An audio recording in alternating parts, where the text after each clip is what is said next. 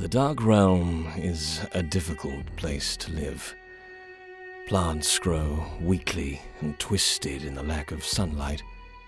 Mercenary work and banditry are rife, as it pays more than basic farming or hunting.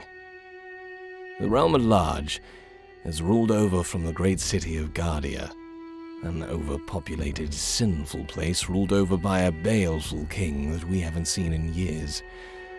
There is an elven kingdom to the south, ruled by the sequestered shadow elves, a dwarven kingdom lost to the mountains of the west, and a tiefling kingdom among the volcanic rock of the islands in the north. Great patches of our land are poisoned and deserted. There are tribal villages, beasts, goblins, and orc warbands, of course, but we're trapped here. The mists are a mystery. Most who enter them never return. Those that do are changed in such a way that they are unrecognizable or utterly insane. Nothing comes out of the mist, but it surrounds us, calls out, poisons, frightens. Couple that with the almost endless darkness, and the Dark Realm is a very difficult place to live.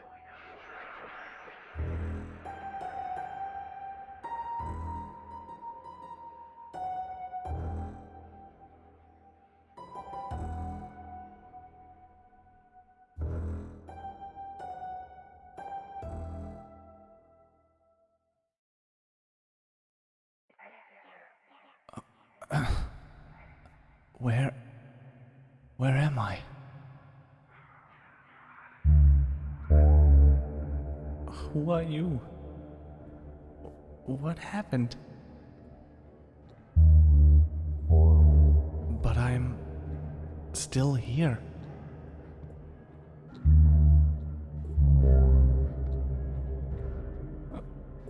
What is going on?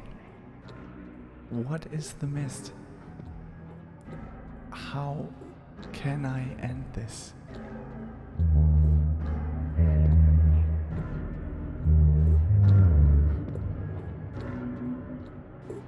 Am I dead?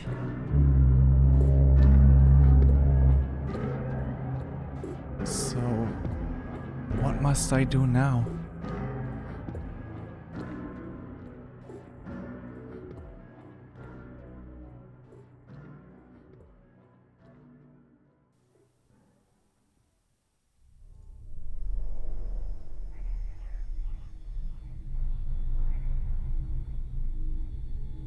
Will, you make 2 wishes, and as the words leave your lips, your body falls to the ground, your eyes rolling up into your head, and within a moment you are but a consciousness floating on a gigantic sea of consciousnesses. You can swim down into the greater sea of consciousness, or you can swim away from it. Which do you choose to do? If I swim away, is it just empty everywhere? You do not know. I will swim towards it. Roll me a d10.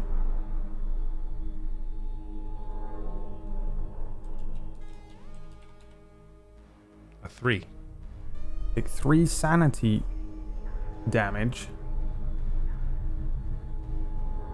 Swimming is simply the closest word that I can use to describe the sensation. Without a physical form, the idea of swimming is ridiculous.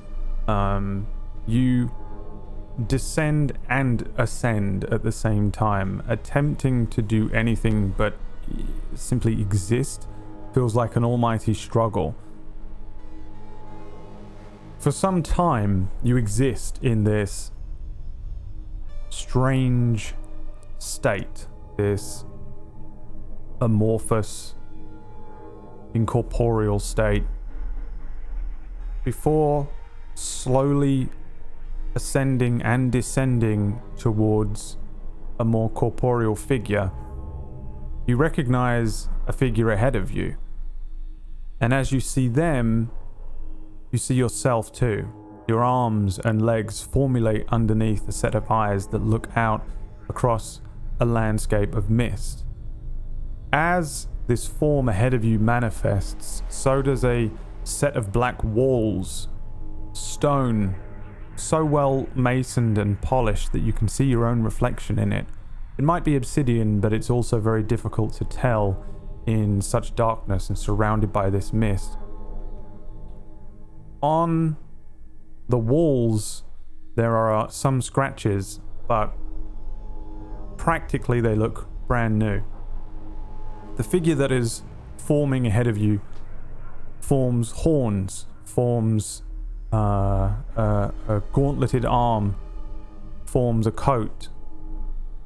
Behind you, the sound of a stick or a staff hitting the ground, and as you slowly turn, feeling your body again for the first time in what might have been 15 minutes or might have been a century, you turn and recognize a smaller figure walking towards you, a hat, a beard, and a staff in one hand. Fix and Merlin, you are here with Will in this plane of darkness, surrounded by this mist, and again, a set of black walls trap you.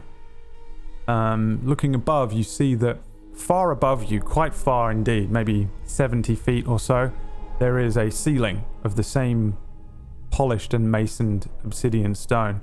Below you, your feet are touching something hard and solid like a stone of sorts, but the mist is very thick, so thick you probably can't see your own feet. Merlin, you may be waist deep in this mist around you. There are only a few scratches on the walls.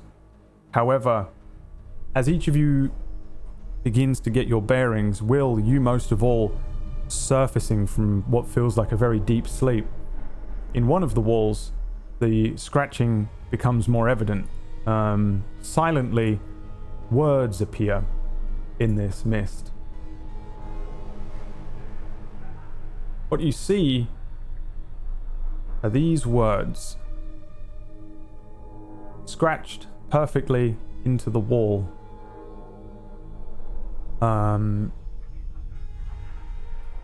What do the three of you do?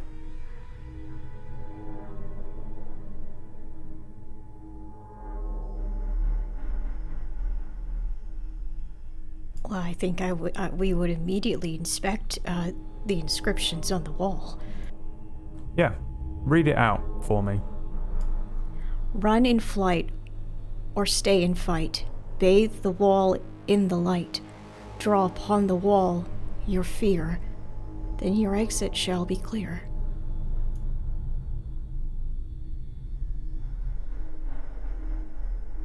Do we know how we got here? Nope.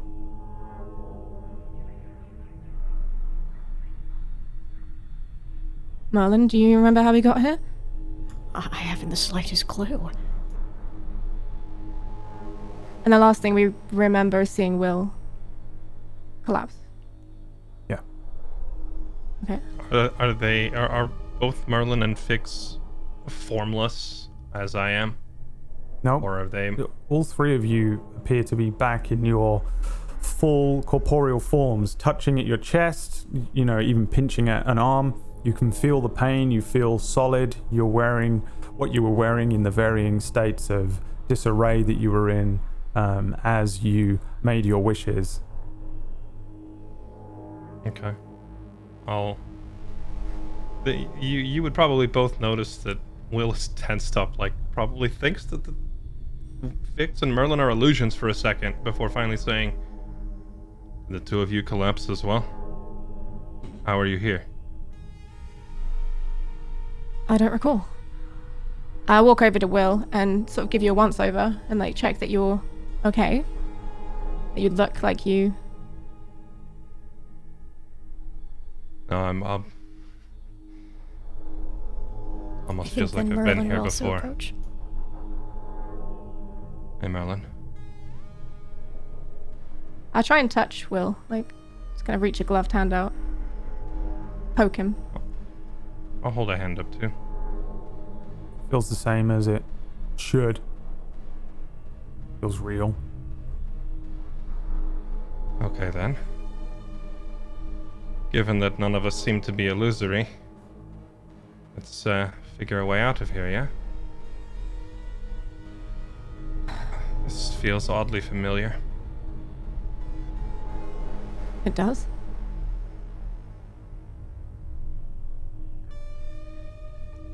When I was struck down, this experience was very similar.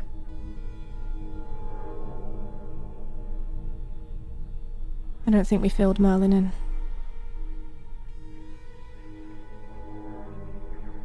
No, not exactly. For a lack of a better way to put this, Merlin, I've been dead before. It was a lot like this. And So are we dead now? Are we all dead?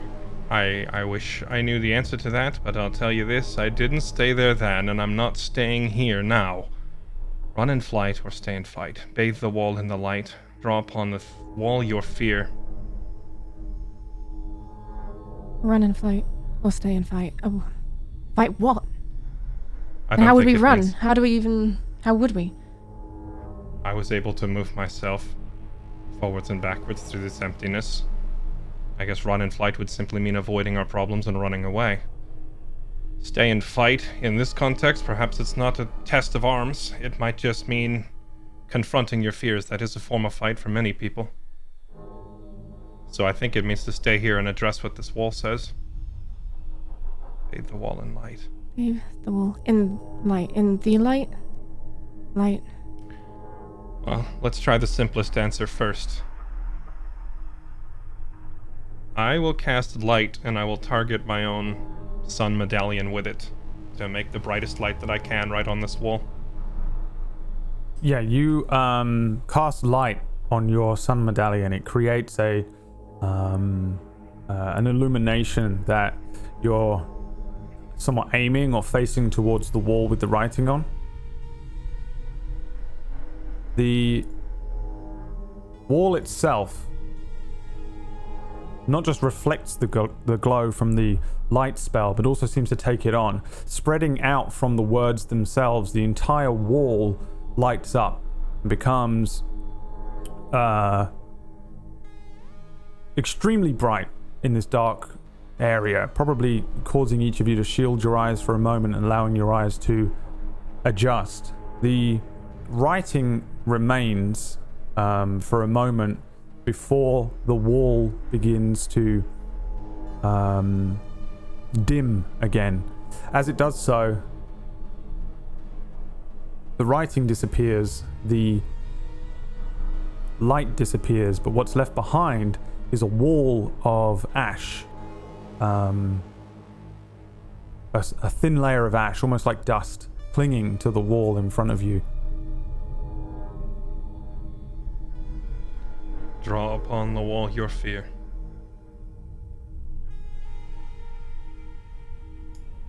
I will reach off to the side, not directly in front of me, but just trace my index finger on the wall very briefly to see if I can make an impression like I'm drawing on it. You can. Okay.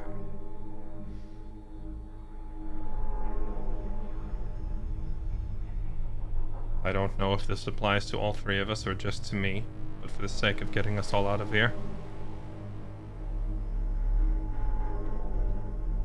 we should do as it says. Does anyone here fear the spiders? Something easy to draw? Test it out. Or do you think it means something a little bit more existential than that? I suspect it goes quite deep, given where we are and our connection to this place. With you, I could only assume it has something to do with Arias or a demon. Whatever it is you actually fear there. Merlin, with you, I haven't the foggiest. I'm honestly afraid of everything that's bigger than me, so it could be anything. Fair enough. Well, it may not be all three of us. Might just require one.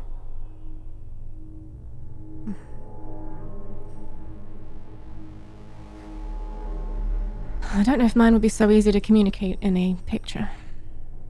But I could try. I'll go first. The one who drew us into this mess somehow.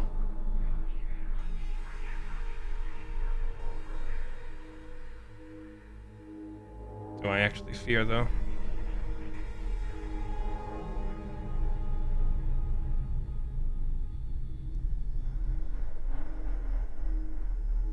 I've stared down marauders, bandits, orcs, wizards, ghosts, death itself.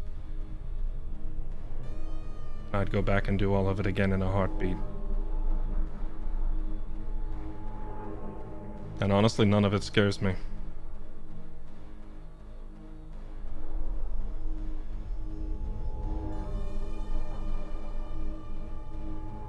I'm gonna trace myself on the wall.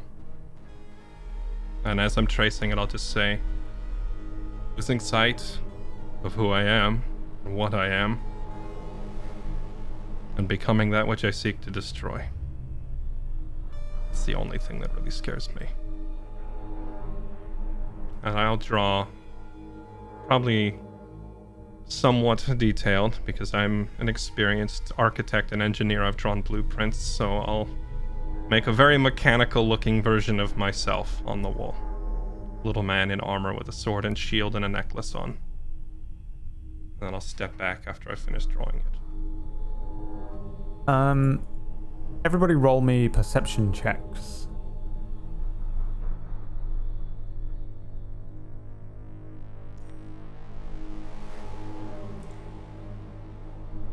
Thanks. 5 and 6 from Fix and Will, and an 18 from Merlin. Merlin, roll me an Arcana check.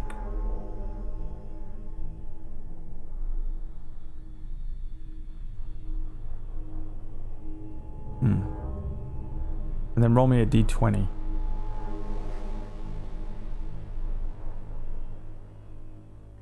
I'm scared. For you, Will, you draw a figure of yourself. It takes you a moment to do. You have to trace it with a finger, and you get as close to a depiction of yourself as is possible. Fix, you see Will drawing a figure at first, a man with a sword and shield, before you come to realize that it is in fact Will. Merlin, you see Will drawing a figure, and by the time he's finished, you recognize that he has drawn a man with non-traditional looking armor, the sort of armor that you might find on the fisher folk at Regis, which is a place just off the coast of Guardia, between Efreet and Guardia, and the person that Will has drawn has a spear, and you recognize this person but don't recall their name.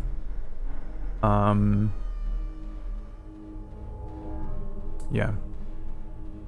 For you, the image is very different. For a moment, the image sits still on the wall of ash. Before, there is a crash as the wall breaks.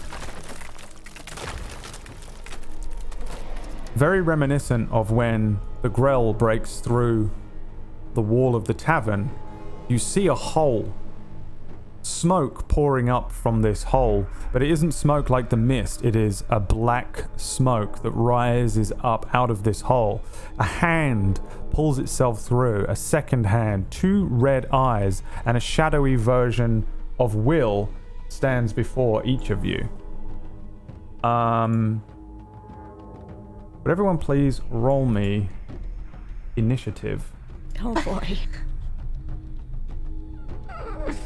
Oh no. Why didn't I just draw a rabbit? Yep. I know, it could have been the rabbit from Monty Python and the Holy Grail. Could have been anything that you drew on there, but let's see what we end up with as you begin here. Shadow will roll an initiative as well. Of 5. Am I missing someone? Me, sorry, it's 12. Right, Forgot to click the token. it's okay. Take 15 HP off of your HP. I'm kidding. The Leave our sanity meters alone, Brad.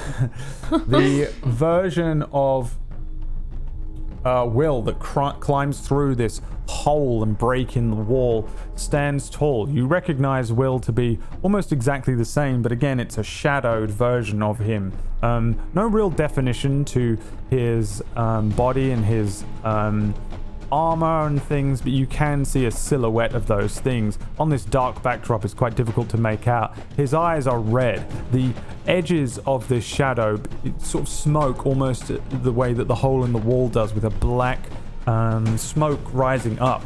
The figure pulls out their sword, brandishes it to one side, and takes the stance that Will often takes before combat. It seems as if this thing is set on attacking you, but Fix, if you wish to, you are the first to react. Wow. Run and flight or stay and fight, I suppose. We have to fight. I'll step back and fire an Eldritch Blast at it. Just to see what happens. Alright, give me that attack roll, please. 8. 8. Okay. 8 damage to... 8's my roll. Wait, does it just... Oh, 8 is your roll. Okay, Yeah. sorry. 8 is a miss. You fire off this blast. You see the smoke and the mist at the bottom of your feet part as this force is pushed forward. But Shadow Will simply turns to the side, almost as if expecting this attack, moving to the side nonchalantly, the eyes focused on where you are stood as he steps away from your attack. What else do you do? Nothing. Nothing. Very well. Brings us to you, Will. I'll turn and look back at Merlin and Fix for just a brief second and say, I didn't quite mean it literally, but here we are. And then it is just out of reach of me. I will move here and square off against it from slightly out of reach. And I will activate Vow of Enmity with my bonus action. And just tell this thing, you're going back down that hole, like it or not. And then take the dodge action and end my turn. Very well. Brings us to you, Merlin. Okay, well, with slight hesitation, Merlin will take a few steps forward and pull out that Staff of Necrosis and begin to muster his energy through the staff which Arias gave him and, well, hopefully attack successful. Oh, yes, that was definitely a hit. Yes. From afar, you pull this Staff of Necrosis up. You launch the horrible dark energy that is able to be drawn from this thing and fired at your enemies. Give me the damage. 11. 11. And I think that's +5 necrotic already, is it? Let me remind myself of what it does. I think it's set up. I think it just does the... yeah, so it does 2d4 +5, which is... 2 +4 +5. If you hover over the 11 in the actual chat window, it shows you the dice that you've Gotcha. rolled. Yeah. Okay. Sweet. The energy that is launched from this staff flies towards Shadow Will.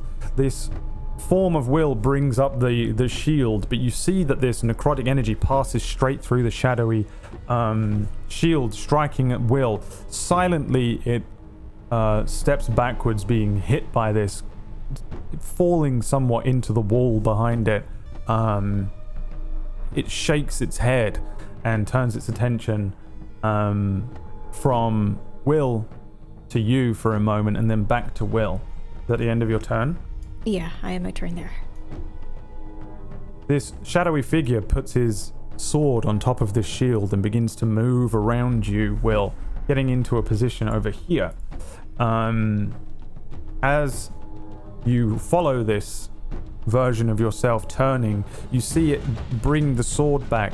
A source of energy from somewhere else pulled into the sword, and he brings the sword down over his head. You and Merlin need to make me dexterity saving throws, please. Dex saves. Why did it have to be dex saves? Here we go. A 9. A 9 is a fail. 21 is a make. So, Will, you will take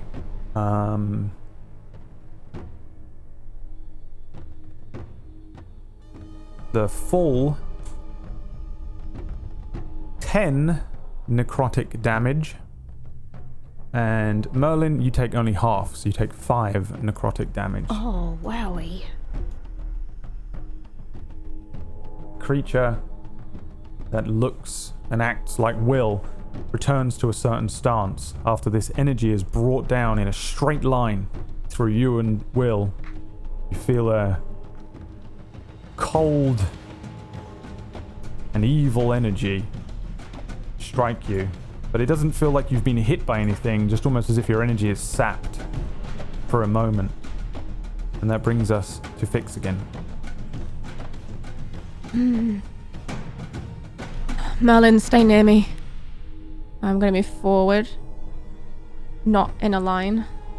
I'm going to hit it with the Hex this time, and then the Eldritch Blast. Okay, what are you hexing? Hopefully it hits.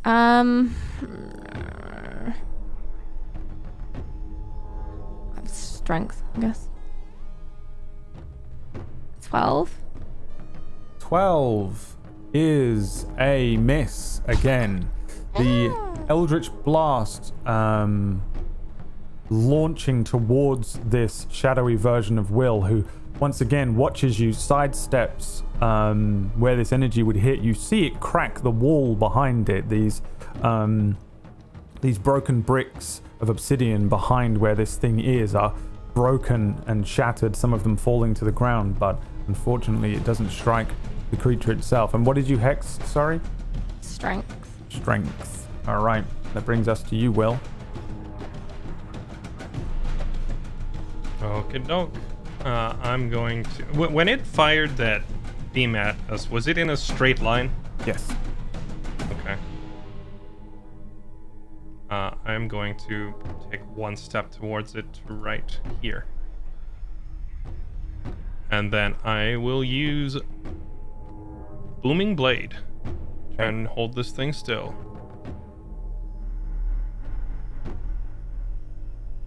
Which is at advantage thanks to Vow of Enmity. That's a 17. 17 is a hit. And you deal damage immediately and then damage if it moves, right? Correct. Although I think I just dragged this in from the compendium and it didn't bring the damage across, so let's do this. It's the same damage as a longsword. So it's 7. 7 slashing damage. 7 slashing damage. And now it's also coated in light, and if it takes a step on its next turn, it eats the rest of the damage. Mm-hmm. Okay, Merlin, your turn. Okay, well, first off, I'm gonna do exactly as Vic said. I'm gonna stand right beside her, and I will use the staff once again Staff of Necrosis. Boom. That is a hit on a 20.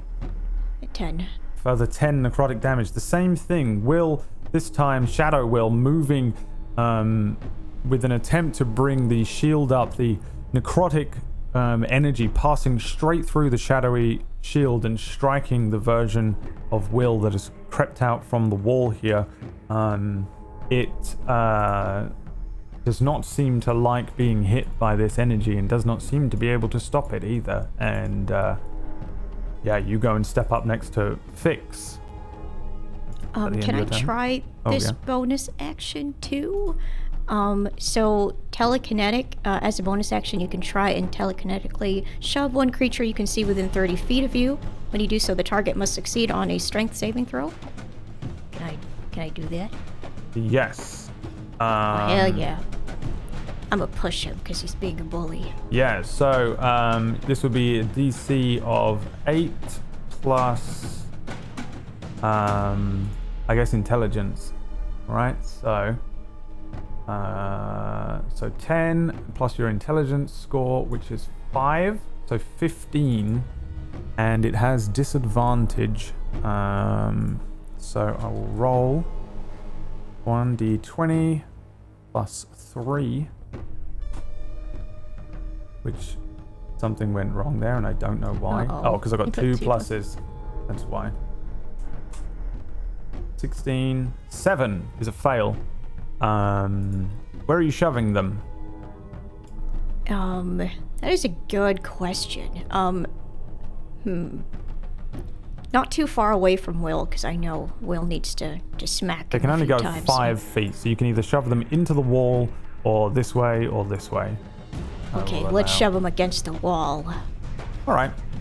I'm going to allow you to shove it against the wall. Normally, this wouldn't really do much, but you are quite lucky today. Roll me a d6.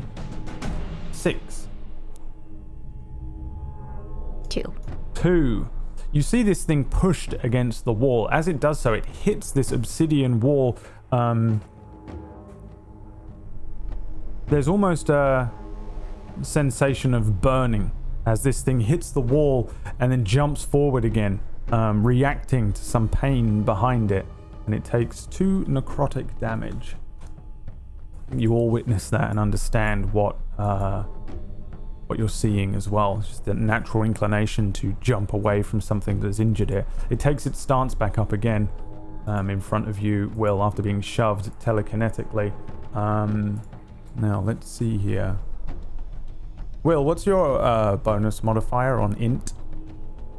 My int is a flat 0. Okay. So that is a fail on its roll of 4.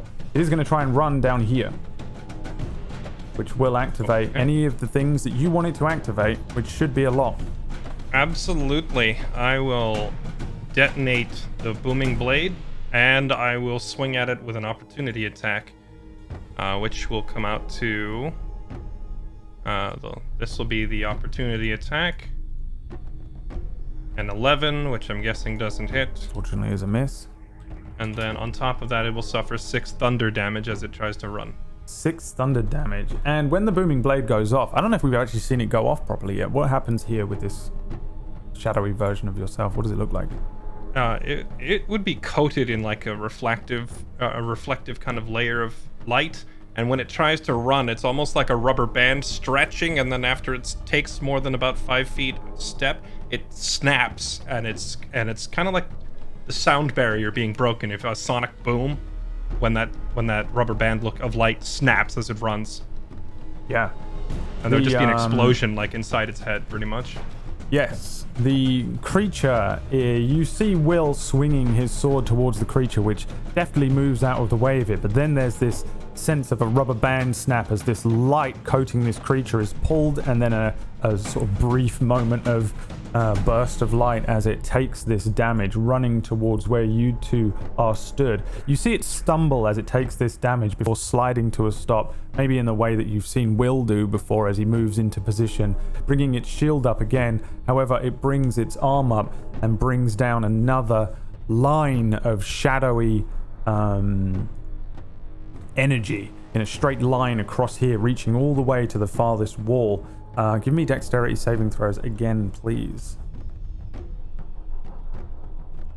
3. 3 from Fix, 21 from Merlin. So again, Merlin, you will only take half of this damage, and Fix, you will take the full amount of 12. So 6 for you, Merlin, and 12 necrotic damage for you, Fix. Again, this line of shadow, of dark energy is brought down on you. Again, it doesn't strike you. It doesn't make you feel like you've been hit by something. It simply feels like you're being sapped of energy as it touches you. Merlin mostly jumping out of the way of this thing, only being caught by the edge of this arcane energy, whereas Fix is struck by the full brunt of it. The shadowy version of Will hits the front of his shield, but no sound is made. And that brings us to your turn, Fix. I use my reaction to cast Hellish Rebuke, which is a dex save. Yes. Let me roll a dex save for you. That is a 9. That's a fail. 17 fire damage. 17 fire damage to this creature. As you deal this damage to the shadowy version of Will, you see this flame rise up, burning away at the shadow. The shield and the sword drop to the ground as it burns, silently screaming and grabbing at itself. There's a moment where the shadow begins to shift and change in shape. It begins to grow and swell before eventually doubling in size and becoming no longer a sort of humanoid figure, but a something else, almost like an amorphous blob, a thing that is unable to contain a single form. Tendrils, almost like tentacles, coming off of it in wisps. This smoke pouring off of it now in huge amounts, as if throwing water onto fire, steaming off of it. It has several arms of different sizes. It doesn't seem to have any legs, resembling almost like a giant slug with arms coming off of it. The eyes grow in size, and it grows an almost wolf canine kind of snout from the front. Again, moving and twisting, it seems to be unable to remain exactly in a still and singular shape, but it doesn't make any sound as it moves. The creature is now very large. It is very big looking thing that is shifting and twisting in shape, but is 3 or 4 times the size it was. What else would you like to do? I look at Will and say, "This is supposed to be you?" And No. then... It's just done pretending to be me. Merlin, fall back with me. And I will run back 30 feet. Okay. Stay away from Will. And then I'm going to cast Toll the Dead, which is a wisdom saving throw. Toll the Dead. Yes, what does Toll the Dead do? They take 1d12 necrotic damage if they miss their wisdom saving throw. Wisdom save is another 9. Cool.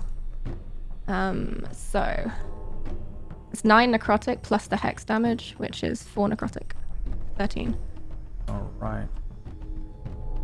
And yes, you what does this one look like? Have we seen Toll the Dead from you yet? I don't think so. What do you do here?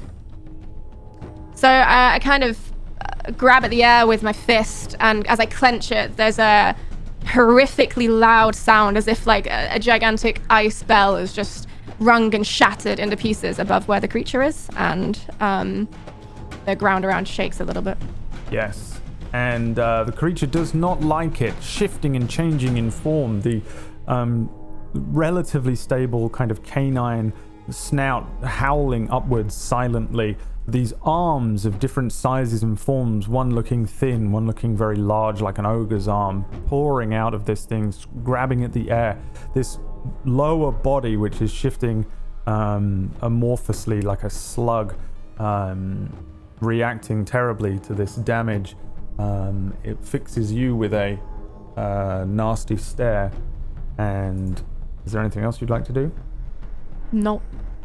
Okay. Brings us to you, Will. I'm going to take 1, 2, 3, 4 steps to the south and get right in its face. Okay. And look up at it and say, "There you are." And I'm going to use marked target. This one. Mm-hmm. Which will allow me to crit on a 19 or a 20, as well as adding proficiency to my damage rolls. Okay. And now, I'm gonna swing for the fences. Booming Blade again. A 16. A 16 is a hit. Let's see, so that's going to hit for the 6 slashing damage on the left, and then it's also going to inflict an additional 2. So I believe 8 total. Okay. Yeah, you see this thing struck by your sword. The sword feels like it passes through almost nothing as you kind of go to hit this with all of your strength. You maybe stumble a moment as you realize it's like you're passing through air with a false strike. However, the creature recoils backwards, reacting as if you've cut it open. It certainly doesn't have blood or anything like that, but you can tell that you are damaging this creature. And it is now also sheathed in light, I assume. Correct, yes. And I re-rolled the thunder damage there as well. You Right, re-rolled it? I fixed Booming Blade, so all the numbers are showing up there properly now. Oh, I see, right, yeah. So 5 is the looming threat. If it moves, it takes that. Okay. And then with, I guess, to end my turn with my other hand, I'm gonna kind of gesture to Merlin in this direction, like the southwest corner of the room, like get away from me and this thing. It's your turn, Merlin. What do you do? All right. Yeah, no, he's gonna fall back and stand once again by Fix's side, and he's going to cast Protection from Good and Evil on Fix. So I think without giving her a heads up, he just takes Fix by the hand, and then a warm glow emits from that, and she feels the effects of the spell. Yes. You have a bonus action, or you can... I think I'm gonna end my turn there. The very large creature, struck by Will as Merlin moves around behind Fix, casting this spell, opens those wide jaws and will attempt to bite at you on a... Well, this is not going to hit you, but it is an 8. Will? Absolutely not. No. The creature is not moving, however, bringing us to Fix's turn. Sling another Eldritch Blast. Melee attack roll. Hope for the best. 21. 21 is a hit. 6 damage plus necrotic, 4 necrotic. 10 damage. The creature. Finally, one of these Eldritch Blasts is fired off. It seems to be focused on Will. As you strike this shadowy creature, you see it hit this kind of large, bulbous body. As you do so, it reacts to this. It moves, but doesn't make any sound. It turns its attention up to you before flicking its attentions back down to Will and opening its jaws again, as if making to bite you on its next turn. Anything else you want to do? I take a step to the side of Merlin. No, actually, this way, so we're not lined up. Okay. Will, your turn. I am going to hit it with Wrathful Smite, which I don't think we've used yet in this campaign. Or bonus action, rather, Wrathful Smite. Which is this one here. Inflicting an extra 1d6 on my next hit and making this thing afraid of me, hopefully. Alright. This'll look pretty similar to the Thunderous Smite that the rest of the party's already seen a few times, but this time, instead of lightning, the sword just kind of turns red. And swing for the fences. Okay. Booming Blade. A 17. 17 hits. Okay, which is going to cause 4 slashing, plus 2 more slashing from the marked target, plus 5 psychic damage. So, 11 total. How would you like to destroy this creature? And what do you think happens when you do? I think, since you already said it looks like it's gonna try and bite me again, and I've already seen it try to bite me, I'm gonna wait. And as soon as it comes in, I'm gonna duck under the bite and drive the sword straight up to the bottom of its jaw and out the top of its head. Yes. As you do so, the sword strikes this creature, and in a moment it bursts as if you're bursting a balloon. For a moment, the parts of it that are visible distort, and then in an instant, it's gone. The hole in the wall smoking with black smoke remains, but the creature that crawled from it is gone.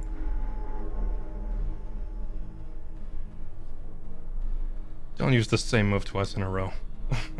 Pull the sword out of it. You two alright?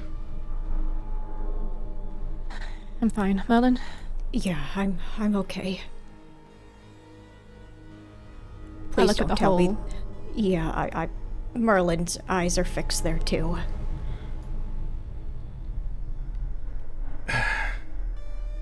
Well, I don't know where this leads, but I'm not staying here. And I'll just walk right out the hole without any hesitation. Okay. Are the two following? Yep. Okay. Yep. Will, roll me a d10. Brad, if you keep taking my sanity, it's a 10, of course. You lose 10 sanity points as you move towards this hole in the wall that is broken. You, Is there not a saving throw on this one? nope. You, Doggone it, Brad. climb through this broken hole in the wall and you step through. In the room ahead,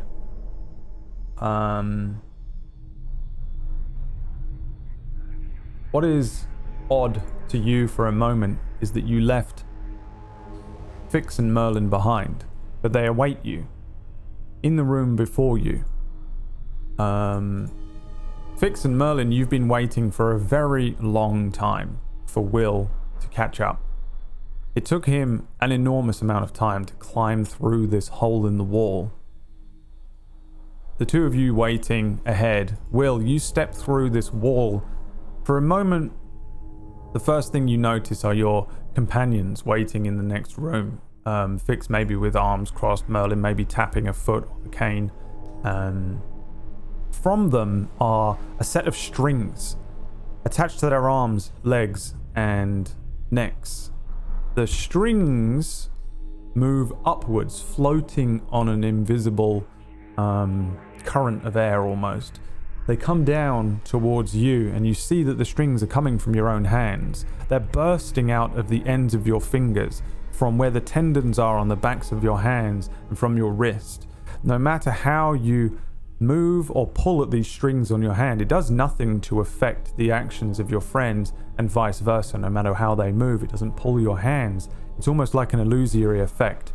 But you can feel the strings and you can touch them. The ends of your fingers, the area where they're coming out of your hands, aches like a dull ache, as if it's been this way for a long time, but you don't seem to have any real control over it. As you take a look at these strings, and as you look at the others, you notice that the area around you that was at first little more than mist and darkness, another room begins to manifest. It's a black and white room. It's a children's room, but distorted and strange. There's a broken wooden bed, small enough for a child, not large enough for any full-grown man like yourself to lay in. Beside it there is a toy box filled entirely with dust. At the center of the room there is a very small table with 4 chairs, too small for any of you to sit in. Maybe Merlin could sit in one of them.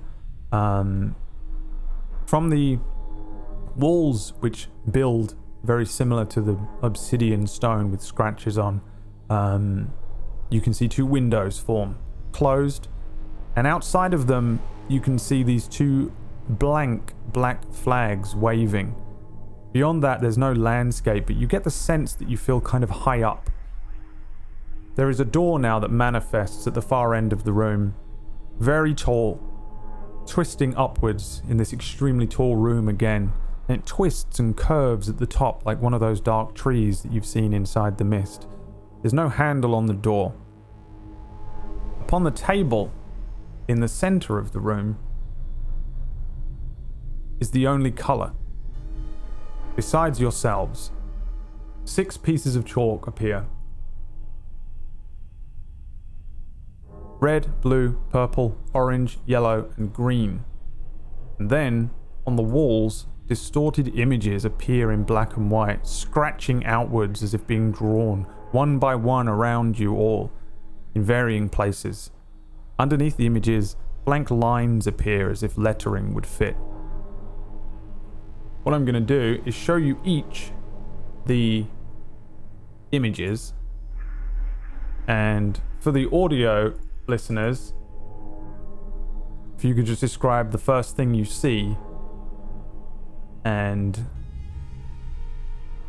then I will leave you figure out what's going on. First image. What do you see, Will? Looks like, I don't know, looks like a tormented woman, a close-up of her face. Okay. And I can't tell if that's her own hands holding her cheeks or if that's someone else grabbing her by the face, because the arms are kind of coming from off the side. Second image.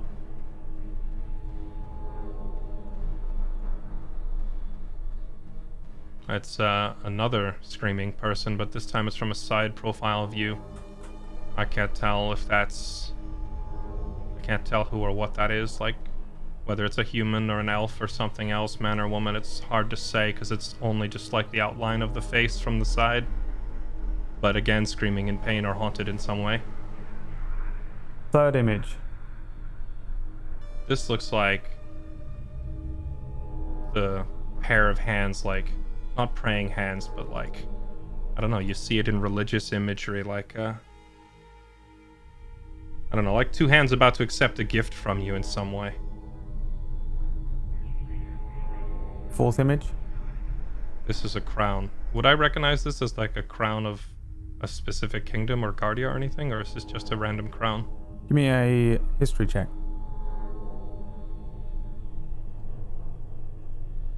Putting my huge int to work with a 19. You do not recognize this crown at all, no. It doesn't look like the same one that you've seen in images of the king. I doubt you will have seen the king. And the 5th image.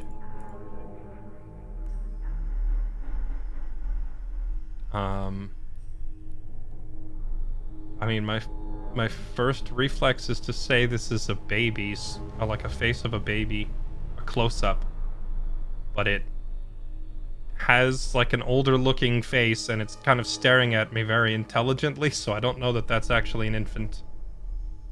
We'll say baby for now. And then the final image. Very clearly a pair of praying hands. Yes. So, underneath each of the images is a set of scratched lines. You'll see them at the top of each of the handouts. You should be able now to access and move the handouts around yourself and move about them. For example, the image of the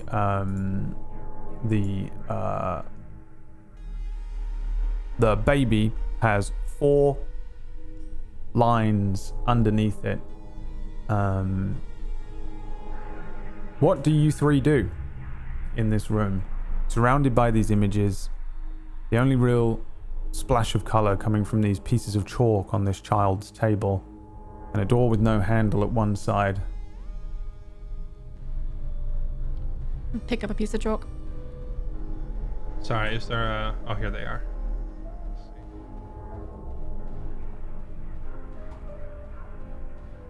So each one has like blank spaces next to it or under it? Is that what these lines are? Yeah, almost like a game of hangman. Yeah, okay. So fill in the blanks.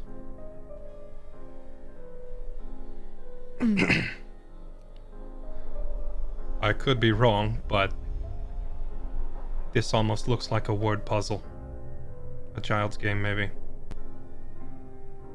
Don't know where you got that idea from. I say, looking around the room. Do you think we just best describe what each image is? I hope That we're right. That appears to be the intention of the game, yeah, but Yeah, that's what I picked up from it too. the problem is each of these images, I feel like a lot of them could be described in many ways. Maybe that doesn't matter. Maybe being right isn't necessarily the point. That's true, but given that there's like a set number of places to draw in your answer, there could only be a set number of letters, right? It's like they're looking for a specific word. Then we can only do our best as our perspective allows us to. I guess. I just hope there's no penalty for a wrong guess, or this could get painful very quickly. Only one way to Well, find let's- out, I suppose. Sure, well, let's try it this way. Which one do you think there's one of these that is easier than the others to figure out what it represents? Well, this one, I say pointing at the child image. It's 4 letters. Baby. Sure, we could try that. Very straightforward. I put the chalk to the wall and write baby. Which chalk? The green one. So Oh, hold on. 6 different chalks. 6 different images. They could be perhaps color-coded in some way, or maybe we just need to make sure we don't use the same one twice, I'm not sure. But the choice of the color may matter. Now with that said, I have no idea what the appropriate color would be. Just throwing out ideas here. I look around the room again, which has got no colour whatsoever to guide us. I mean, unless you particularly associate any of these with any particular colour. Actually, there is one. Oh? The crown. Purple is often associated with royalty, and this image has 5 spaces. It easily spells crown. That is the one I'm probably most confident of. So let me try it and see. And if there's a penalty, then hopefully only I will suffer it. Perhaps stand back in case I'm wrong. And I will fill in the word crown on this image of a crown, and I'll use the purple chalk to do it. yeah, you take the purple chalk in your hand, head over towards the image that looks like a royal crown, and then you write the word crown in purple underneath it. There is a moment where the word stays before slowly disappearing.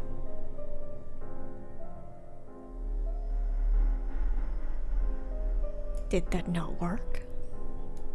I don't know if that's a success or a failure, but... well, it hasn't tried to kill us. So there's that. Maybe try it again with a different colour?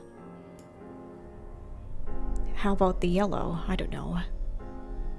Yellow Gold? could be associated with gold, exactly.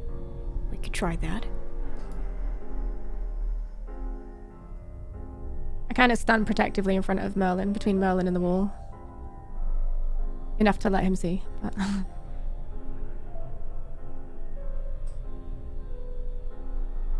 Unless it's the word that was wrong. Royal has 6 letters. Or regal, or...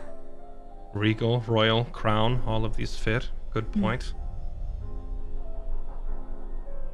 Well, perhaps we try one of the others. Let's try And compare It could be compare the queen, results. too. That's true, but... well, I guess by default I was thinking Guardia, and it's king. But it could be whoever designed this or made this might have a queen instead. A different kingdom. That's not the crown of Guardia. I've seen it in so many paintings. So who knows what civilization this was from? I think the best method though is to, again, yeah, what you said, try the baby guess and see if the results are different. Okay. What color would we associate with babies? It's an excellent question. Blue? A process of elimination, perhaps.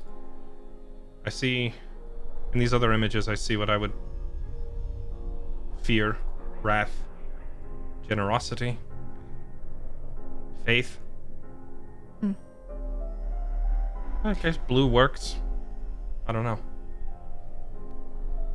I suppose the last room was based around fear. And these images aren't exactly pleasant. Let's try baby in blue, then. Would you like the honors, Very well. or should I? I'll do it. I'll put the 4 letters spell baby onto that image with the blue chalk. Yeah. Writing on the wall, in the common tongue, you write the word baby with the blue chalk. For a moment, the lettering stays, and as you expect it to disappear, it does not. Remaining. So it stays this time. Different result. I can only imagine, since the wording stayed. Maybe this is correct? Must be. I guess it's safe to assume that. I'm leaning towards thinking your guess is correct, which means mine was wrong. So let me try the crown again. Perhaps... See, I don't know if it's the color that's wrong or the word itself. Let's try...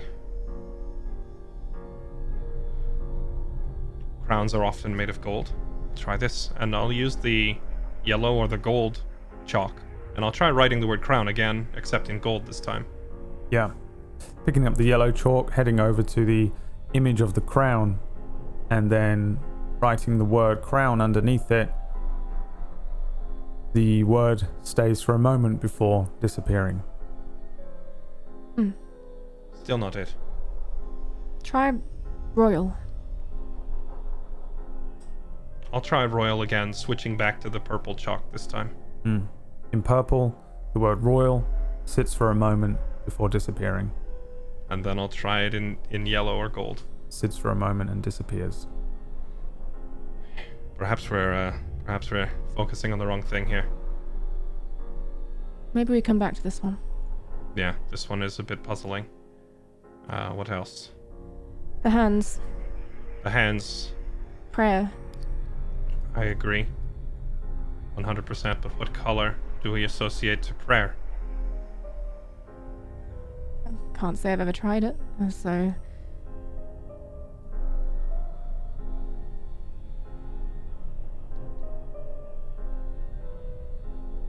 What color would one associate with faith itself?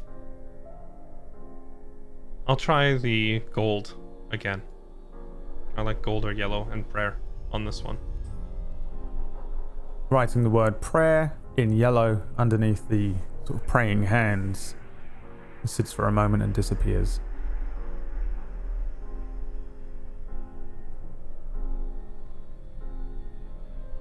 Okay, well, perhaps this is a tad juvenile, but you can't argue with results. I'm going to write the word prayer in with each color, one after another.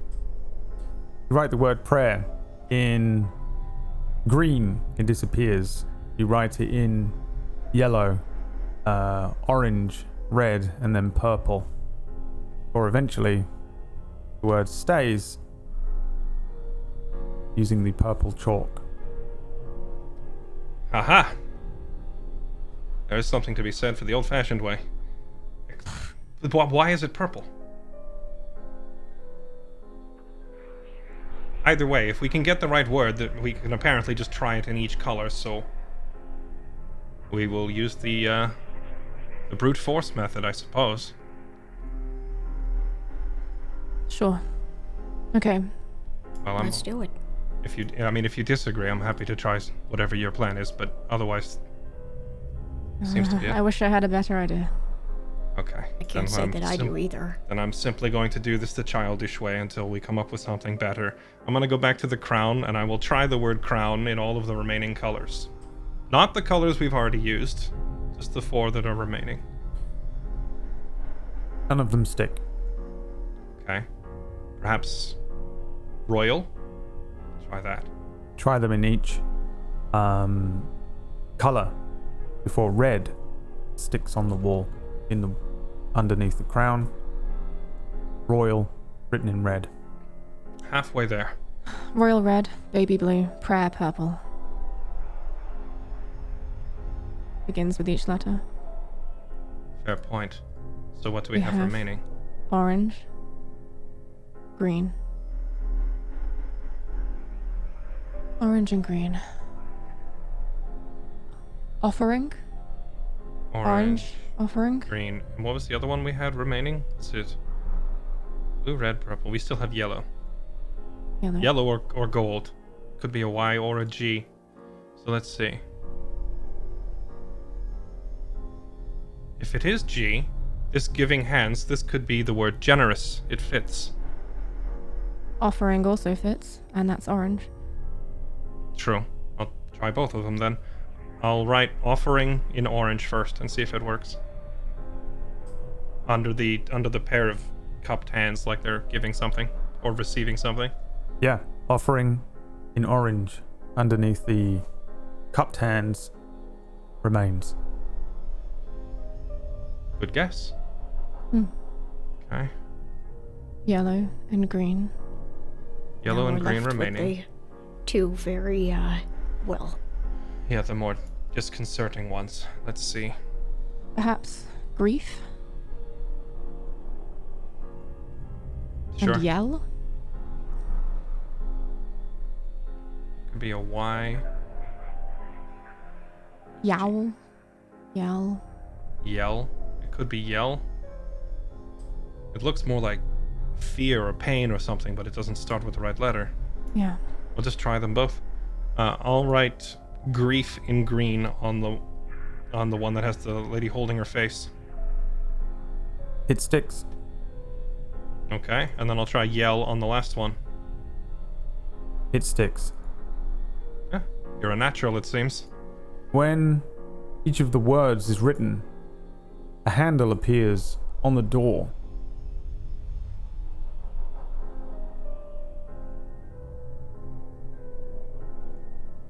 I'll turn around and put the 6 chalks back on the table. Let's say, for the next lost child that wanders through here. Might need these. Let's hope you don't take as long next time to get into the next place as you did this time. Huh? Took you a while. hey, you took your time.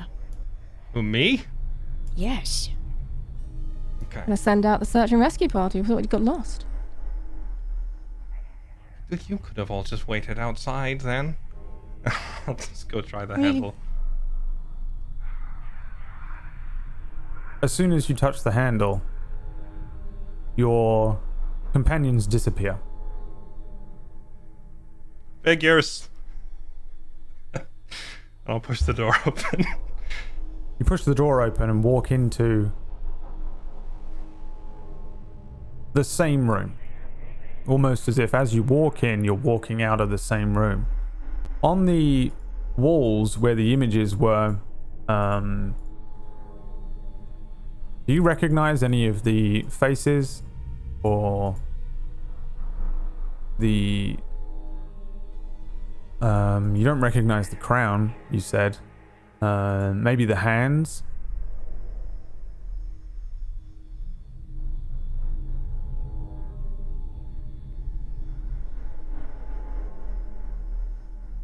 I'm sorry, so I've walked into the same room and I'm seeing the same images again, or? Mm-hmm.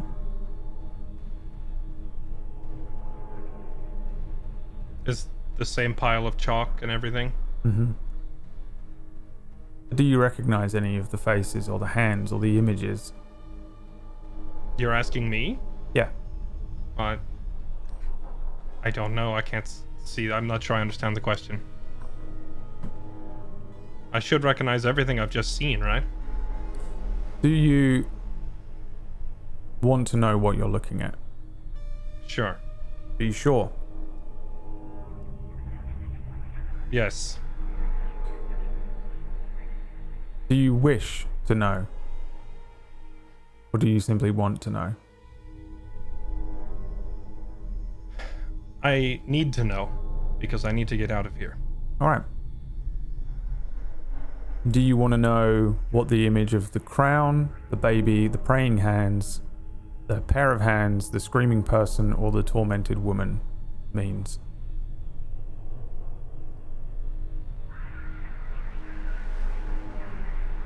I want to know what the crown means. Roll me a d10.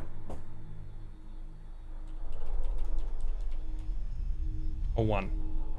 Remove that from your sanity. Okay. Rightfully, it's your crown.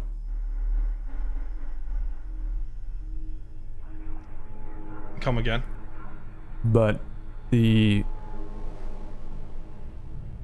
crown, even if you put it on your head, would be useless now.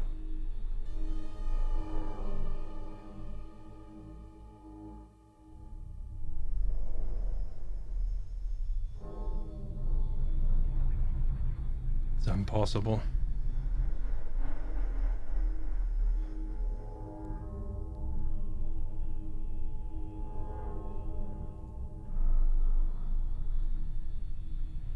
Would you like to wake up? No.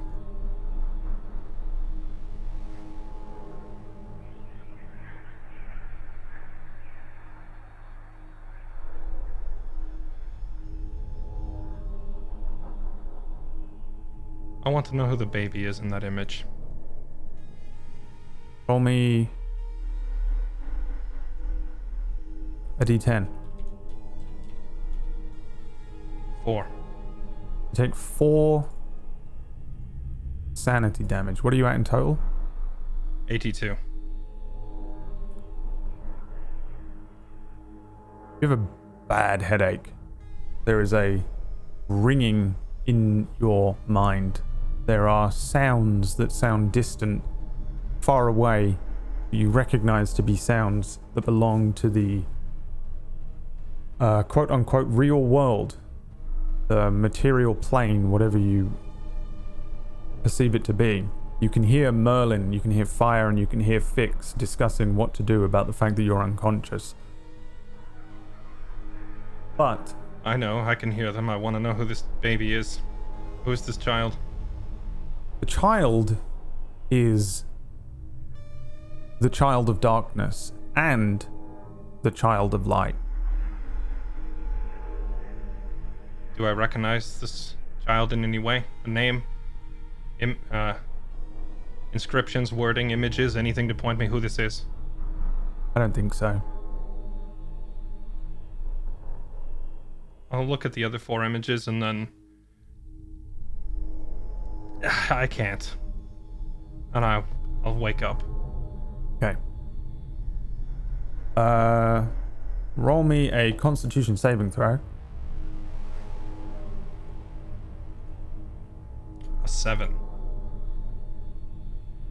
It is not comfortable as you lose yourself for a moment again. Your corporeal form that you've managed to hold on to in this place loosens. It takes a moment for you to actively let go of your physical form here. Your connection to this realm, to this place, to the consciousness that is the mist as a whole, and the set of consciousnesses that makes the mist as a whole. You have a pretty firm grip here, but you feel like a baby trying to walk rather than an understanding or a man running.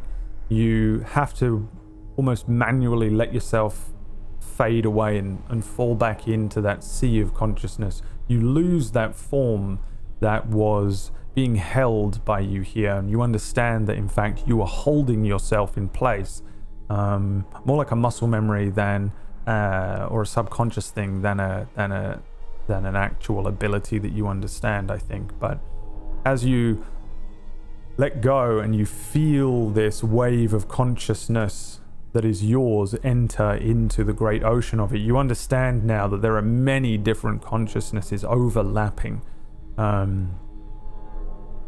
from hundreds of years of existence before you begin to hear again in the distance a set of voices that you recognize to belong to Fix, Merlin, and Fire.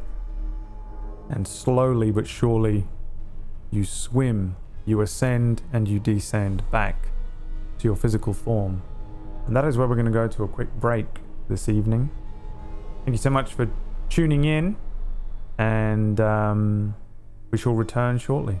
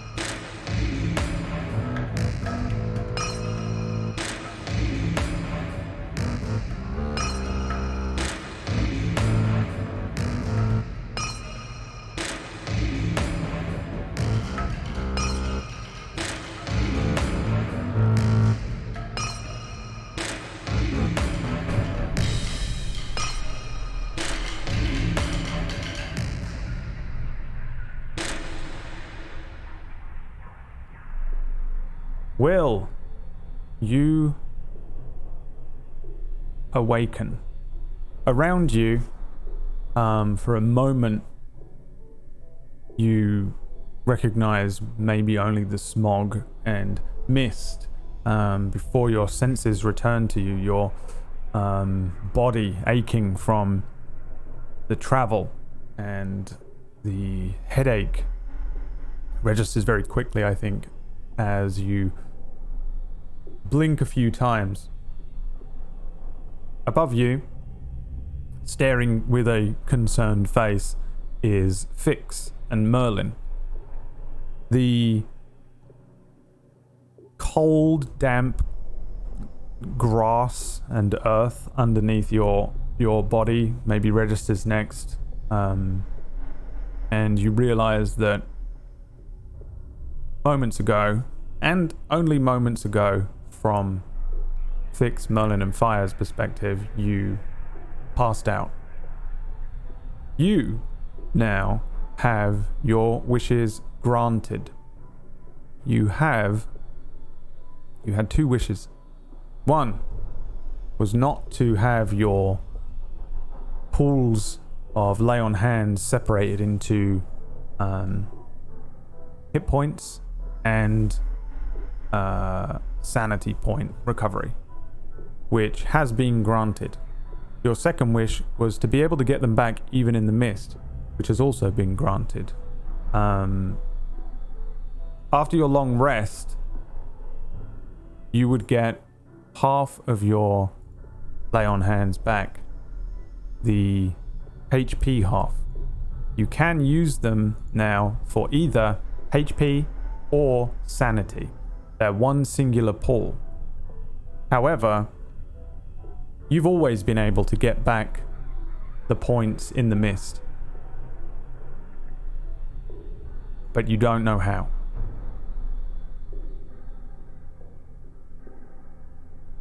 I thought when we took our long rest last time, you said that I didn't get them back.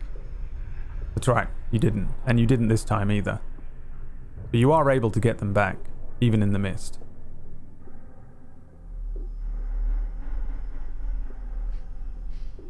I must be struggling with English here. I So I could have, but I didn't. Like, I didn't do it right or something? Or I didn't know how? You didn't know how then, and you don't know how now. But I got them back anyway. Okay. Yeah. No, you don't have them back. You only get the portion back that you would have for the HP. Okay. Which is already full because I can't use it in the mist. You get your HP lay on hands back on a long rest. Okay. In or out of the mist. The sanity you get back from being in sunlight. So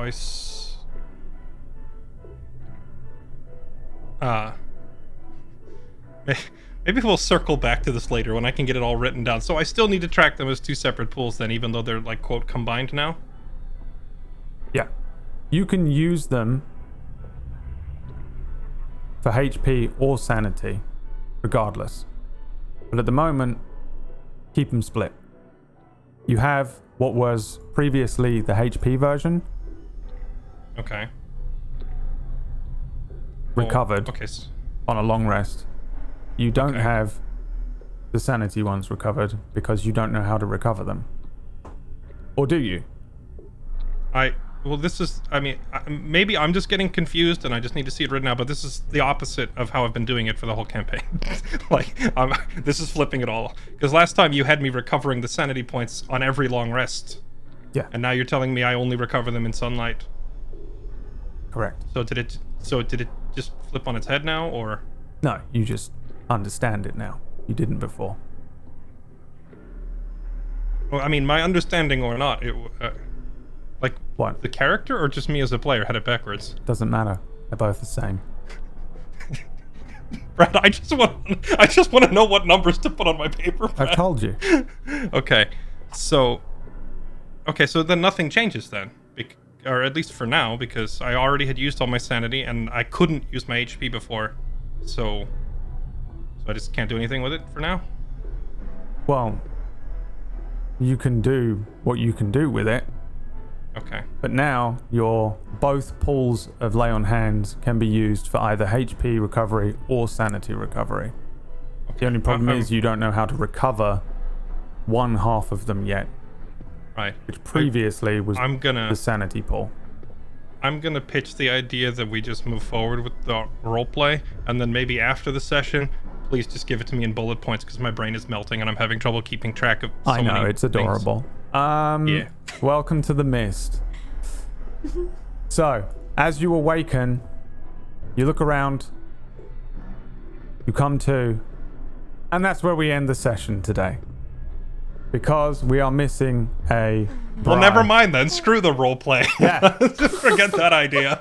We're missing a bride. You may have noticed that there was no fire this episode. Apart from the fire in Fairlight's brain as he struggles to deal without mechanics. Your wording is backwards, My wording Brad. is perfect. You flipped it upside down from the way it's been for the whole campaign. Yes. Take a moment, take a deep breath. Okay. You don't know everything. Only I do. And that's the problem, is that some of the mechanics have been worded in a way to keep elements from you as a player in the dark, so that as you begin to understand them out of character, so does Will begin to understand them in character. But I'm not beginning to understand them. Well, that's your fault that you don't understand it, and it's You've fine just made it because it's backwards. purposefully supposed to be confusing, and I know it kills you, but trust me when I tell you it's fine. It makes complete sense. You simply, in character, didn't understand that it was you summoning up the ability to heal people, drawing from the sunlight. And now you're able to understand that that's what's been happening this whole time. Mechanically, I told you it was because you were doing a long rest. But that's not. It was Well, what? No, we go. can start- No, we- go. Because if you're confused, someone else is confused. No, I mean, even with you saying all that, it still is not. You've told me before that on every long rest, sanity comes back, and lay on hands comes back, but I can only spend one in the sun. But now that we're in the mist, it didn't. But I couldn't ever spend it in the first place because there was no sunlight. What do you mean? You think you have to be in the sun? You told me I have to be in the sun. Yeah, you did. But now you don't. And you never had to, you just didn't have the ability before to do it. Because you didn't know what you were doing. So I had to. Okay, see, that's where you're tricking me up. You're saying, well, you never had to, you just didn't have the ability to. Okay, so that means I had to, Brad, because I didn't have the ability to do it. I don't think you know where Fairlight ends and the player handbook ends and your character and this setting begins. No, I'm just taking like Brad's statement 1 and Brad's statement 2 and they don't match and it's melting my brain. Yeah, no, they're not supposed to match. Because they're two pieces of conflicting information that both you, your character, don't You wonder have. why this is so confusing. I don't can't think it's even that confusing. wizard right now. Maybe I am unleashed. Maybe I just don't. I'm not a wizard. I will try and write it down for you in words if that's what you Please. really need. I know what you need. You want a player's handbook block of writing that explains it to you, but you have to understand that it wasn't.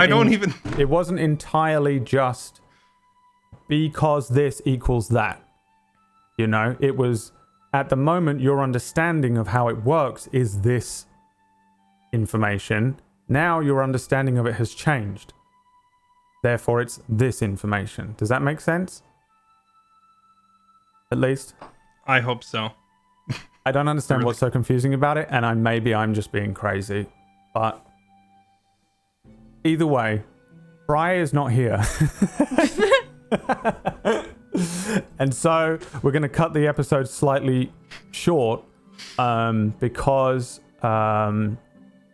there's a storm in where she lives. I don't know how to word that correctly, but there's a storm where she is, and like 5 minutes before we went live, it knocked out her power and stuff, which was okay because I knew that this was going to be somewhat of a Mind Palace episode and that it was going to be a little wibbly wobbly, so much so that Fairlight, on his 3 hours of sleep, is, if you look very carefully, you can see that there is blood running from his ears as he struggles to understand what I thought was a pretty simple concept, but I don't understand why he's so confused. But do you understand it, Leah? Am I insane? I'm not saying anything. Picking a side is going to end up worse for me. All right, okay. I will explain it to you to the best of my ability, Fairlight. If you don't understand it in the chat, sucks to be you. You're not meant to understand every single little thing, otherwise that would be really boring in a game like this. I'll put a summary in the chat for you, Brad. There you go. That's what I took away from this. You can now regen the points you were never able to spend in the first place. That's what I just picked up from. I don't understand your perspective of this. But which is why I thought what was happening was you don't know what you didn't know, and now you don't know what you know. Like there's like a knowledge thing going on, right? Yeah. I just need my character mechanics written out as opposed because they keep changing on me, and it feels like they're contradicting what they were before. That's all. I don't need everything spoilered, but I at least need what we currently have because it feels like they're just like being rewritten constantly. Ignore what you knew before. Okay. Before you knew how to ride a bike, you didn't know how to ride a bike, right? In real life? Sure. And now you can ride a bike. So you understand how to ride a bike because you've gained knowledge. Do you understand that concept? Of course. So it's just that's what's happened to your character. You now understand how to use your abilities that you didn't have literally 2 weeks ago in game. Right. Right? Mm-hmm. Mm-hmm. So you understand. We can move along now. Okay. we can move along and we can sort this off stream. All right.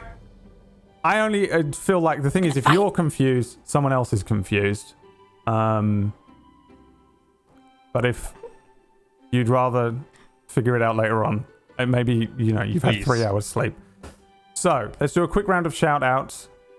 We will return next week with the full cast so that we can do the outside of Will's mind element of the game with the full cast, because I don't like missing players and characters, and who knows what would happen without the actual person playing their character there. So I'm not a fan of it. So we're going to shut it a little bit short, and next week we will pick up from literally where they left off last week, really, as Will falls unconscious for a moment and then comes back to his senses. The next week we're going to draw 2 winners from the Discord competition. So if you want to join, you have 1 more week to join. Simply go to the Table Story Discord, tablestory.tv/Discord, and type !enter to enter your name. It will enter you'll see the name, your name, and the word enter appear, and then it will delete itself. So don't worry, you should still be entered. Next week we're going to draw 2 names from it and then send out a copy of Brad Wodo's Guide to Ravenloft from D&D, courtesy of Wizards of the Coast. But until then, you have to go and find these people. Fairlight was going to stream, I think, probably at some point this week, but unfortunately will have to be taken to a psychiatric hospital to recover from the confusion that he has over Lay on Hands. But until he's in the psychiatric hospital, he's playing New World, I think. Where and when? You can find me playing New World every second of every day on twitch.tv/Fairlight_Excalibur, and I'll be... Believe it or not, that is far, far worse on my psyche than anything related to Mistlight, because it turns out playing the same game 20 hours a day isn't healthy. But I'm part of a big streamer competition over there, the Battle for New World, so I've been on it hard every day doing that. For another 3 or 4 days, you'll catch us at this point reaching the end game dungeons and trying to blast through all of the content in that game before the event ends. So if that sounds entertaining, you're sick. You're sick in the head. And you can come watch my suffering every day. Speaking of suffering that you can watch every day, Leo, when are you streaming and what are you playing at the moment? Watching my stream is like getting IRL psychic damage. I'm currently actually streaming Batman Arkham Asylum and Final Fantasy XIV, a nice contrast. And really good news, we're going to spend the entirety of Mistlight After Dusk tomorrow dissecting the mechanics of Will's Lay on Hands until we all figure it out. So you find that tomorrow. twitch.tv/Leo. And what about you, Disby? Where you at? What are you doing? Hi, you can catch me here on Thursdays, and I also do a bit of the variety stuff over on my channel, DisbyRx, here at Twitch, and yeah, that's about it. I'm also gonna be scratching my head at the end of this session about yeah.